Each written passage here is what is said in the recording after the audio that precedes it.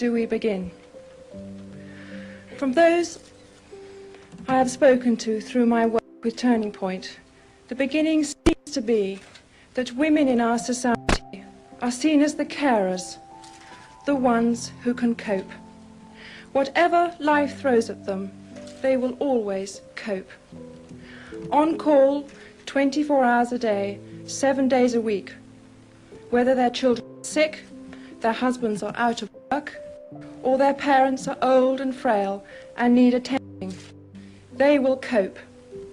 They will cook and clean, go out to work, attend to the needs of those around them, and they will cope. They may be suffering themselves from postnatal depression, violence in the home, or struggling in a daze of exhaustion and stress to make ends meet, but they will cope. Strangely, it is women themselves, as well as men, who believe this to be true. So deep-seated is this belief that it can take enormous courage for women to admit they cannot cope, that they may need help, either from family and friends, or the support systems put in place by you, the professionals. Frequently, they will attempt to survive it alone, falling helplessly into a deeper and darker depression, as they feel more and more trapped by the life they are leading. As their world closes in on them, their self-esteem evaporates into a haze of loneliness and desperation, as they retreat further and further from those who could help them. Many women and men turn to alcohol to numb their pain of their despair. But because it is seen in women as less acceptable to admit to a dependence on alcohol, it often goes unnoticed. They are merely perceived as having a rather nervous disposition. The suffering behind their anxious eyes so often goes unseen. Sadly for others, the strain becomes too much, and their decision to take their own life seems to them the only way of ending their pain. Perhaps they didn't believe they deserved the same support they had given to others. For those who find the courage, tentatively, to ask for help, the pill for every ill is most often administered. For decades, tranquilizers and sleeping pills and antidepressants have been given to generations of women, 3 times as many as to men. These pills, these mothers' little helpers, have left a legacy of millions of women locked into a terrible torment, doomed to a life of dependence from which there is still very little help to escape. More often than not, they retreat into their own private hell behind closed doors, terrified to go out of their homes into what to them has become a frightening world. Dealing with these pills has now become a greater problem than the condition that caused them to be taken in the first place. Recently, I met a woman who, against the odds, had succeeded in getting off the tranquilizers she had been prescribed to help with her postnatal depression. She'd been taking these pills for over 30 years. Giving herself permission to give them up had not been easy, but with specialist help, she had won. Her biggest realization was that during those years, she had completely lost touch with her own identity. She had now discovered that she was no longer the person others believed her to be. The drugs had closed her down. They had managed to turn her into an anxious zombie.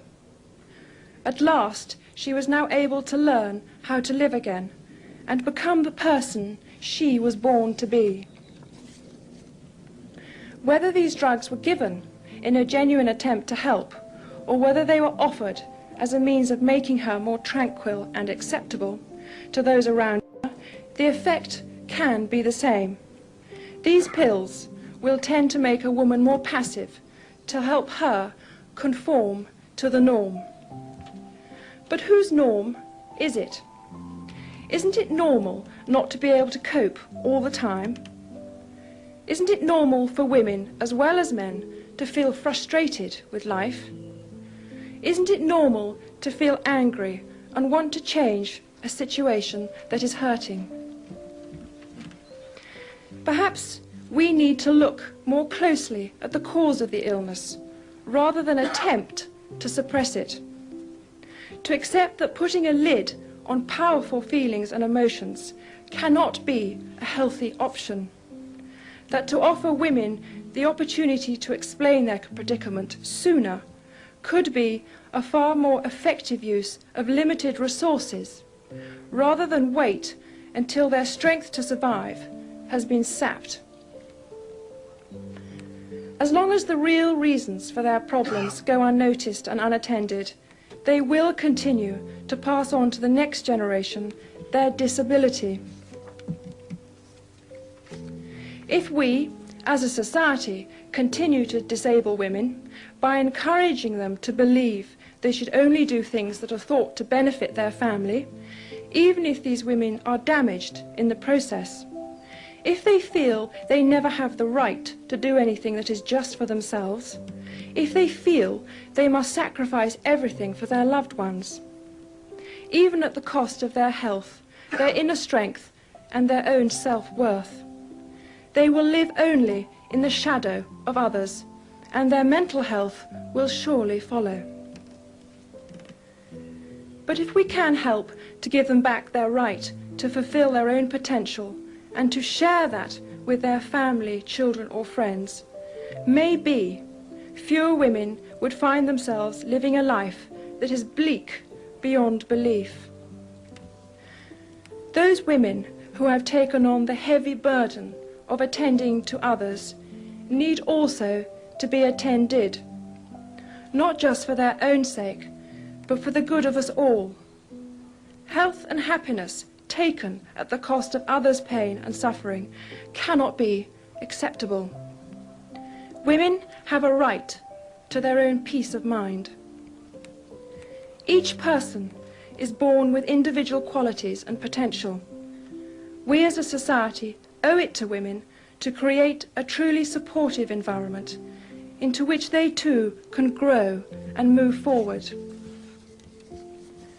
But if we are to help the quiet, desperate lives lived behind closed doors by so many women, they need to know for certain that they are not alone, that real support and understanding is there for them. I hope this conference will help us to understand the needs of women more clearly, and that you will find a way of reaching them more effectively, and help to give them back their rightful, mentally healthy life.